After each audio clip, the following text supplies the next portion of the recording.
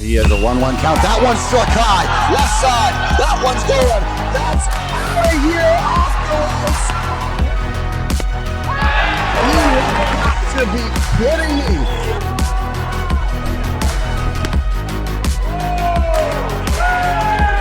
Fireworks. Here you go.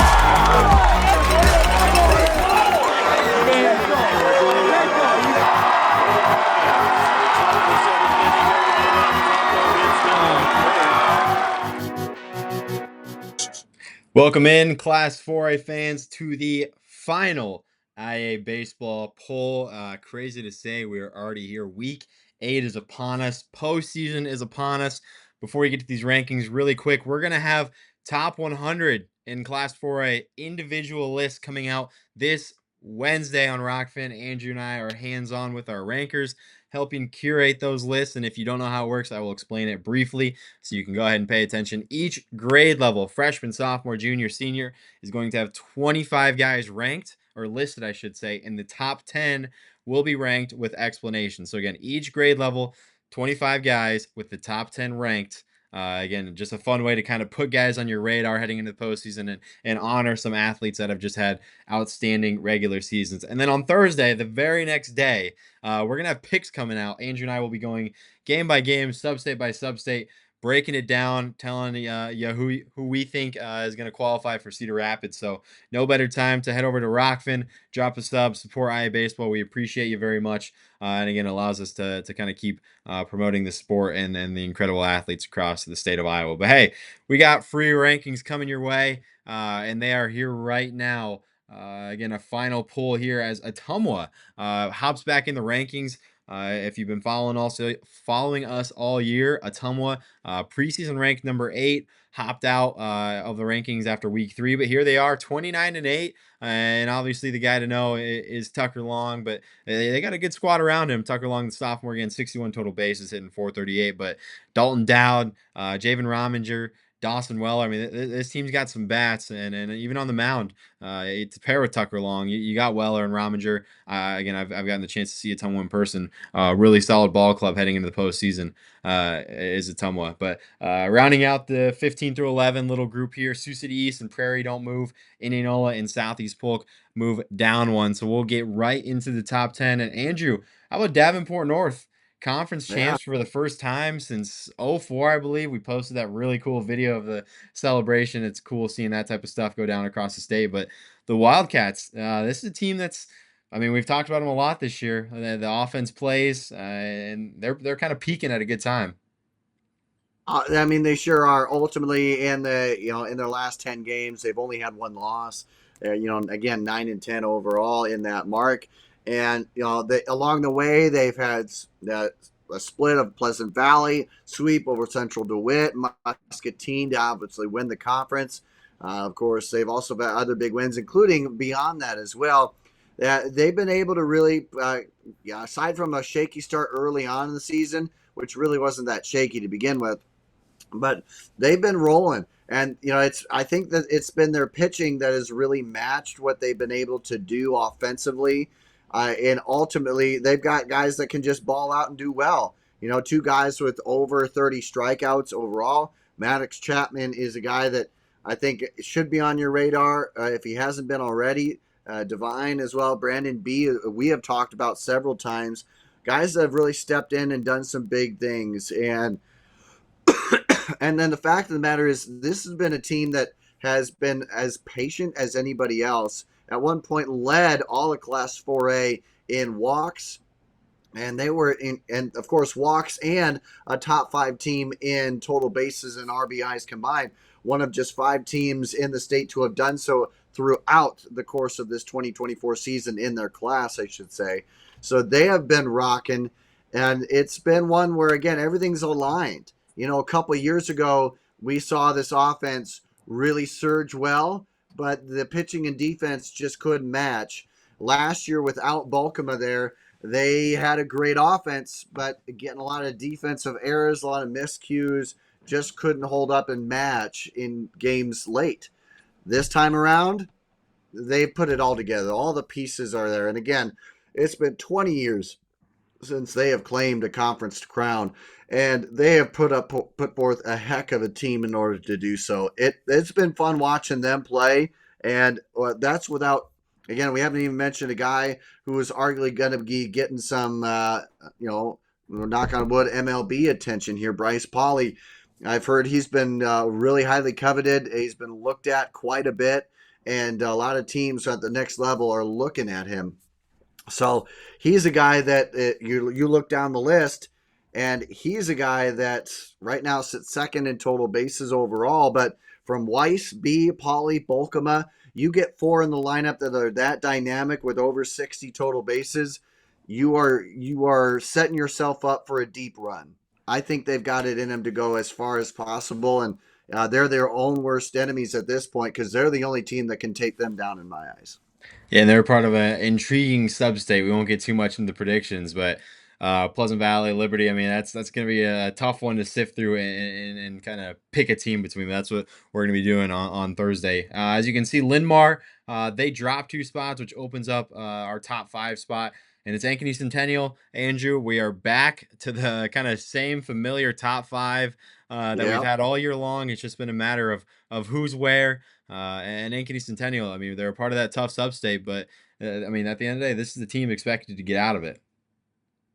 Yeah, last year we thought that too, and they kind of, I'm never going to say never. I'm never going to live in absolutes ever again. I think because they, last year they had an upset there, but I will say one of the things that's kind of, it's not the same for certainly. There's a little bit of intrigue because last year late in the season they lost to Sioux City North. They did that so far in their last doubleheader, splitting it with North. So not a complete L on the column there, but they did split it and they took a loss there. But ultimately, the battles that they have had this year have been absolutely must-watch TV. They did sweep Hawkeyes in matchup. They did sweep Johnston. So they have games that they have big marquee wins. And I think that will get them through. Plus, all the guys, there's more than just Alberhosky there. They have had a lot of guys that have really stepped up, and Oki as well. But Isaac Brule, the Brule brothers, I think, have been very impactful in what this thing has gone. Preston Glatt, we've talked about. Leighton Colin as well. All those guys have really. Jonathan Carrasco, I've had my eye on. And I've been told to look at him, and I have I've been very pleased with it. I've not been disappointed, I should say, with him. And so a lot of these guys are just, they're pulling through. They're doing what they need to do. This is a team that can remain right in line late in games, and they can still come out on top. Again, they haven't had very many back-to-back losses overall in the season. In fact, by my account, just 3 times that they have had back-to-back losses, not to the same team though. They have not lost back-to-back games to the same team. So they're very, very capable of taking any game in any situation. I think they're built to get out of their sub-state. Coming at number 4 is the team that bestows the best ERA in Class 4. In fact, it's the only one with a sub-2 mark. Iowa City High comes in at 1.77 of a team ERA. Again, that also pairs with a class second best fielding percentage at 96, tick above 96. That is. Andrew, the I'd say the question mark at times is the offense. Sometimes the offense doesn't maybe produce to the levels that they'd hope, but pitching plays, and when it comes down to postseason, having arms that can go out and shut offenses down is what's gonna maybe be the difference between going home and advancing to the next round. Yeah, I mean you're right about that. What can ultimately change the outcome, flip it on its end. I'm a huge fan of defense, and because I've seen defense win games plenty of times. I've seen defense come out and cause the upsets, right? A lot of the upsets that happen, and in fact, even near upsets that we saw. Mount Vernon nearly upsetting Western Dubuque last year. And then upsetting them this year. Defense played a big role. Pitching played a big role in that one. But yeah, I mean, that will, in the end, it needs to be consistent though. right? I mean, what we've seen out of Iowa City High the last couple of years has been consistency late in games. That has been the big push for them. And again, they are truly the team, and they're the number one team in 4A and ERA. And I know I dog on ERA. I have, and I will continue to do so. But it does a little bit of the picture, and they've done so very well. In the end, they have not let a lot of teams score on them. 64 runs that they have allowed, earned anyway, 64 earned runs, one of the lowest marks in the class. And that is always tough against the schedule they go through. I think it means a lot. And teams can't hit against them, right? Under a buck 90 against them. So I agree with you. They have a lot there, and I think that this is a team that, if it gets into a shootout, I think that's where the questions will align. But if it's anywhere from a 5-run game or under, I mean, they have what it takes to keep teams at bay. No doubt. Coming in at number 3 is the Mustangs from DCG, 32-2 mark this year, 94% winning percentage is pretty incredible. 17-1 in the conference. Again, Little Hawkeye conference champs. Heading into the postseason, Andrew, I feel like DCG is just, they're gonna get that gripe for not being in the Little Hawkeye and not playing Class 4A teams day in and day out. Kind of give me a reason why you think DCG is one of the elites in Class 4A, because I know people will gripe on them for their schedule, but that's not something they can control. And I've seen this team play in person multiple times. I think this is a legit Class 4A contending team in DCG for the title. Yeah, well, I'll have you reference back to their very first year in 4A last year, and it didn't make a difference much for them. I mean, they had early games taking on, I remember Milwaukee Northwest doubleheader. They swept them in that one early on, and they have really continued that mark through here. And they've played games that they need to do. They battle it out. Yes, I mean, against the schedule, you could dog on teams like that, but in the end, what did we do? What did a lot of teams do against Ames last year? They dogged on their schedule in the Iowa Alliance, which a lot of people would argue the Little Hawkeye is the step above. So I don't put too much stock in necessarily the schedule you play, unless you are a 4A team constantly playing 1As. Unless you have that big of a disparity, I don't tend to put too much stock in it, because DCG proved last year that they can go toe to toe. And their game against Dowling in the quarterfinal, that was a tough game. It just a few hits here and there ended up not going their way. This truly is the team that I feel has what it takes. They've matched it. They've had some really big wins this year overall. I don't see how you necessarily count them out until they've counted themselves out. But again, yes, the schedule hasn't always been the heaviest, but they still have taken some wins. They've beat Ankeny, they beat North Scott, Sioux City. They beat Waukee Northwest in 2 games. So, and even Urbandale. So I think they've had enough of a test for us to look at this and legitimize it. Now, I think this, Cade, is where you get into the rarefied air where you're going, okay, now you're going up against teams like Iowa City High, Cedar Rapids Kennedy, the Hawkeyes, teams that you go, okay, these teams could be bested by any other 4A team, right? These are really good teams. So now you put them up in there in that conversation. So I think it's fair to question the schedule, but I don't necessarily think that that's going to matter, because last year they proved it. You've seen teams like Ames nearly winning it all last year prove it.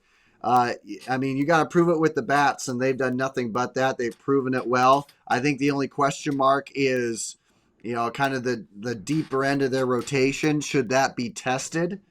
But when you guys got guys like Keaton Fenn up there, I don't think you're going to get tested until the state tournament, that far anyway. So we'll see how that pans out. But if you had to ask me that question, yeah, I would say the past is perfect reason why they're going to still continue to be the same team. Yeah, that team plays the chip on their shoulder, and I always enjoy going down and catching them in person. Really, really fun team to watch. And you're kind of crazy. Your crazy stat I just stumbled across. Tatum Gray, leading Class 4A in walks. He's got 47 of them in 34 games. So well over 1 walk per game is pretty crazy. Obviously, teams are refusing to let him beat them, and he's still finding a way to do it. So I had to bring that one up quickly. But number 2 in our poll is the Dragons. They were here last week. Johnson, they've been playing well. CIML champs, as we know. This team's playing good ball. I mean, it's kind of same old for Johnson heading into the postseason. And obviously, I think we both agree we really like their sub-state draw. I mean, yeah, this team, along with teams we already mentioned, Davenport North, Tumwa, all these teams have been doing really good at what? Getting on base. I mean, they're fifth in the class in on base percentage at 450. They managed to rocket here, and again, they're a team over 150 walks. They make it happen. This is one of the best extra base hitting team, and they kind of play that game. They sit and they go, okay, who are we looking at here? We don't have a one-size-fits-all approach. I mean, they truly dive deep into exactly who they're playing. And, the scores for them have ranged anywhere from a one-run, low-scoring game to a shootout. They've been able to win most every one of those. They've had a couple slip-ups here and there, but, man, I don't really have any worry about them at this point. I think that Johnston, until they have proven that they are out of the running for the state title game, I'm not going to count them out as to be in that game. No doubt. I mean, their run differential, like, per game is only 4.4. I mean, they've been playing a lot of close games lately, and I know that might Yeah. maybe alarm people, but I think it's a valuable test, being able to say you've played in a lot of really close games and being put in those pressure moments, in those 6th, 7th innings. That's a valuable thing, and some teams maybe don't have as much of that heading into the postseason. But moving on to number 1, they found a way to kind of hang on to this number 1 spot. The beginning of the year, Andrew, we were trading number 1s left and right every single week. They were dropping off. Kennedy, they've held this spot since week 5. So, I mean, almost a month. The Cougars have been able to claim this top spot, and I think there's zero question in terms of the eye test, in terms of the stats. I'd say this is the best team in Class 4A as we enter the postseason. Well, this is the only team to claim at least a mark of 130 strikeouts, fewest in the class, and 150 walks, 150 or more walks. I mean, yes, you're going to slip up here and there. We hope it's, for them, for their fans' sake, that they don't slip up going forward. But, the body of work at this point, the resume counts, right? When you get to this point in the season, the resume counts. And Kennedy, yes, they lost out recently, and they've had a little bit of a stumble, but in the end, if you're going to go to me and ask, hey, or any coach for that matter, if you're going to go to them and say, hey, who's the last team that you want to see in the playoffs? 9 times out of 10, it's going to be Kennedy. Yeah. Just versatility that they have. Again, they have one of the best slugging marks, again, on base at a clip of nearly 500. And that's been sustained, right? They haven't had too much dip overall. It's been sustainable. Their pitching has also been strong. You don't have too many teams with 3 or more guys in the top 20 of both hitting and pitching categories. So to beat, this is the team that the only team that's really going to get in their way is them. And sometimes that happens. And we've seen teams like last year take advantage of that and make their way into the state tournament. In the see what would happen here, but I don't necessarily seeing another Iowa City Liberty. Oh, and we lost Andrew. We were losing connection with him, guys. I was waiting for that to happen. But no, we'll wrap it up. I'm sure Andrew is wrapping up. I do got to give a shout out, though. Nolan Graw has separated himself as the Class 4A total base leader by a wide margin. He's got 111 total bases, the next best. 22 bags behind him at 89. So an incredible year for Nolan Graw. But now Andrew, of course, taking a dip out on me right at the end, but that's okay. Again, we appreciate you guys' support all year long. We appreciate you tuning in. Drop a comment. Go check us out on socials. It's busy time in Class 4A and across the entire state. So this is time to check us out, and we've got your postseason coverage over these next few weeks covered. So appreciate your support. Andrew, I'm sure would say the same thing, but we'll catch you guys later.